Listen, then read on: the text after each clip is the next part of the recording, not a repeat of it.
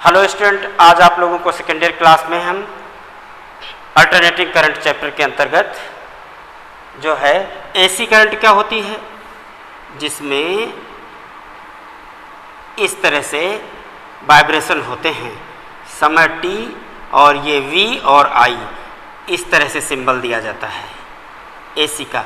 ये V0 है शिखर मान मैक्सिमम वैल्यू, और ये I है और ये I है माध्य अथवा साम्य स्थित के इधर उधर कंपन होते हैं दोनों ओर, बोथ साइड अल्टरनेटिंग करंट में।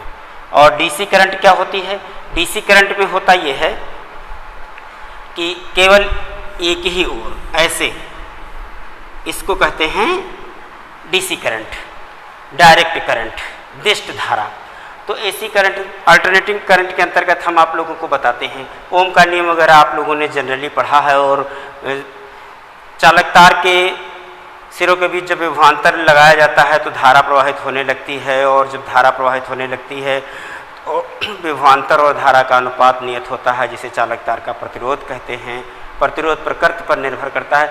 उसी प्रकार विभिन्न परिपथ होते हैं, तो वहाँ पर जो अवरोध धारा के मार्ग में उत्पन्न होता था उसको प्रतिरोध आर कहते थे, कैपिटल आर कहते थे। अब हम बता रहे हैं आप लोगों को, जैसे ये कैपेसिटर है, संधारित्र है, इसके सिरों के बीच जब विभवांतर लगाएंगे तो उसका नाम देंगे VC, और जो इसके सिरों के बीच प्रतिरोध उत्पन्न होगा उसको प्रतिरोध यानी रेजिस्टेंस को रेजिस्टेंस ना कह करके कहेंगे कैपेसिटर, कैपेसिटेंस रिबाउंड यानी धारतीय प्रतिघात, और उसका सिंबल देंगे R न दे करके XC देंगे, और XC का मान 1/ωc के इक्वल होता है।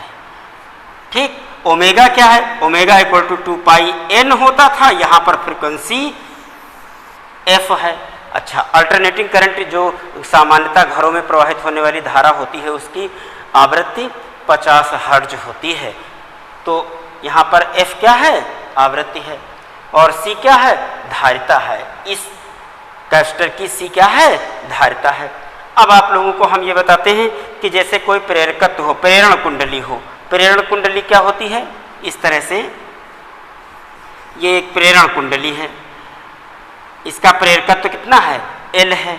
इसके सिरों के बीच जो विभवांतर लगाया जाएगा उसका सिंबल देंगे VL।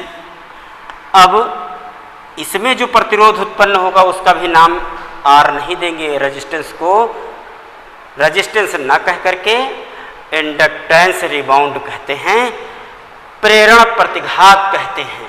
क्या कहते हैं? प्रेरण प्रतिघात। इसमें धारतीय प्रतिघात और इसमें प्रेरण प्रतिघात, इंडक्टेंस रिबाउंड कहते हैं। इसका सिंबल देते हैं XL। क्या देते हैं? R नहीं देते हैं जैसे ओम के नियम में दिया गया था, बल्कि क्या देते हैं? XL देते हैं, और XL की वैल्यू ओमेगा L के इक्वल होती है। ओमेगा आपको पता है 2πF के इक्वल होता है, और L प्रेरकत्व है, इंडक्टेंस है। तो इस तरह से ये जनरल रेजिस्टेंस हैं। 3 प्रकार के रेजिस्टेंस आप लोगों को पता हो गए। एक तो ओम के नियम में रेजिस्टेंस बताया गया, उसको प्रतिरोध कहा गया। एक बताया गया अगर कोई संधारित्र है उसके सिरों के बीच जो प्रतिरोध उत्पन्न होता है उसे धारतीय प्रतिघात कहते हैं। और एक ये बताया गया कि अगर किसी प्रेरण कुंडली के बीच प्रतिरोध उत्पन्न होता है तो उसको प्रतिरोध न कह करके प्रेरण प्रतिघात कहते हैं। अब आप लोगों को हम बताएंगे एक इम्पॉर्टेंट डेरिवेशन छोटा सा ये है कि अगर किसी सर्किट जो प्रत्यावर्ती धारा होता है, प्रत्यावर्ती धारा परिपथ होते हैं, तो वो परिपथ इस प्रकार के हों कि उनके जो है श्रेणी क्रम में C को और L को जोड़ दिया जाए। किस तरह का परिपथ बनाया जाए ये आपको बताते हैं। इस तरह से अल्टरनेटिंग करंट AC का सिंबल दिया जाता है, और इससे एक C जोड़ दिया जाए और एक प्रेरक कुंडली जोड़ दिया जाए, एक संधारित्र जोड़ दिया जाए और एक प्रेरण कुंडली जोड़ दिया जाए। तो इसके सिरों के बीच वही विभवांतर जो होगा VC होगा, इसके सिरों के बीच जो विभवांतर होगा आपको पता है VL होगा। क्या होगा? ये यहाँ से लेकर यहाँ तक VL होगा और यहाँ से लेकर के यहाँ तक VC होगा। ये AC करंट से AC सर्किट जोड़ा गया है, कंप्लीट पूरा परिपथ हो गया है। तो धारा के रिस्पेक्ट में आप लोगों को बताते हैं, इस तरह से करंट I फ्लो होती है। इधर की ओर होगा VC और इधर की ओर होगा VL, इधर की ओर होगा VC और इधर की ओर होगा VL। अब कंप्लीट रिजल्टेंट जो V होगा वो VC डिफरेंस क्या होगा, VL होगा। जो ज़्यादा होगा उससे कम कर देंगे तो रिजल्टेंट आपको पता चल जाएगा। I इधर होगा और I से ये 90 डिग्री एंगल पर V होगा और VC इधर की ओर होगा और पश्चगामी होगा, ये अग्रगामी होगा। अब ध्यान देंगे, हम बता रहे हैं कि रिजल्टेंट VC ऐसा होगा, तो रिजल्टेंट वोल्टेज क्या लिखी जाएगी, इसके लिए वही भाषा में थोड़ा सा लिख देंगे। Let VL be the induced potential difference across inductance and VC across the current across the capacitance in series combination, ऐसा लिख देंगे।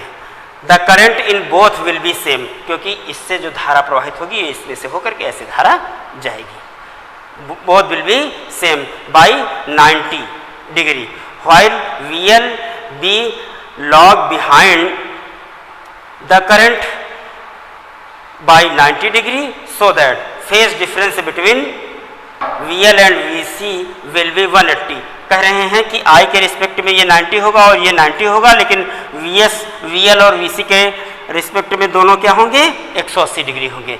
रिजल्टेंट वोल्टेज क्या होगी, V equal to VC difference VL। इसको जो ज़्यादा होगा उससे कम कर देंगे। VC डिफरेंस VL भी लिखा मिलेगा और VL डिफरेंस VC भी लिखा मिलेगा।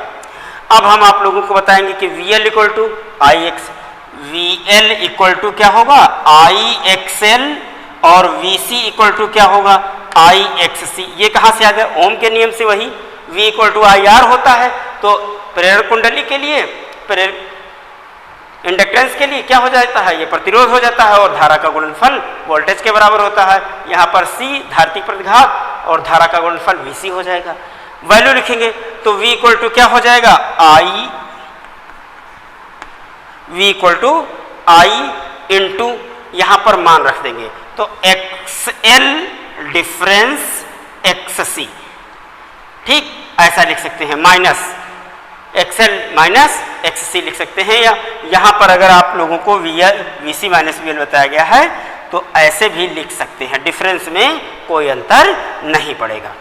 अब क्या करेंगे, इसको इधर ले आए तो V upon I equal to क्या हो जाएगा I, और यहाँ चाहे तो मान रख ले या ऐसे ही लिखा रहने दें तो क्या हो जाएगा XL डिफरेंस XC। ये क्या होता है, ये V अपान R प्रतिरोध होना चाहिए, लेकिन ये प्रतिरोध किसी चालक तार के में नहीं है, इसलिए इसको हम R नहीं कहेंगे बल्कि कहेंगे इम्पीडेंस। क्या कहेंगे, इम्पीडेंस ऑफ द सर्किट, प्रतिबाधा, परिपथ की प्रतिबाधा कहेंगे, इम्पीडेंस ऑफ द सर्किट, और इसका सिंबल देंगे Z। तो Z इक्वल टू आ जाएगा XL minus XC, XL minus XC, Z equal to आ जाएगा।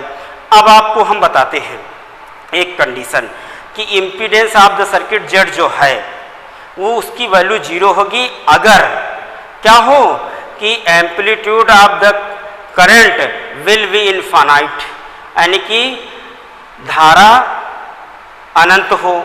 उस स्थिति के लिए, उस कंडीशन के लिए ये जो परिपथ होगा वो रेजोनेंस की कंडीशन में होगा। तो जब Z का मान 0 होगा तो XL इक्वल टू XC हो जाएगा कि नहीं हो जाएगा, अनुनाद की स्थिति के लिए। तो उसके लिए भी फ्रीक्वेंसी फाइंड करना आप लोगों को बता देते हैं। तो देखिए अनुनाद की स्थिति के लिए XL इक्वल टू क्या हो जाएगा XC। तो XL का मान क्या बताया गया था, ओमेगा L बताया गया था। XC क्या बताया गया था, 1 अपान ओमेगा C बताया गया था। इसको ओमेगा का मान 2 पाई f बताया गया था और into L equal to 1 upon 2 pi f into, इसको इधर ले आए एफ स्क्वायर इक्वल टू क्या लिखा जा सकता है, 1 अपान, इसको इधर भेज दो तो 4 पाई स्क्वायर एल सी लिखा जाता था। एफ इक्वल टू क्या आ जाएगा, 1 अपान 2 पाई अंडर रूट 1 अपान एल सी। ये अनुनाद की स्थिति के लिए आवृत्ति का सूत्र है एलसी सर्किट के लिए। और किस प्रकार जुड़े हों LC circuit, circuit containing L and C in series. Thank you student.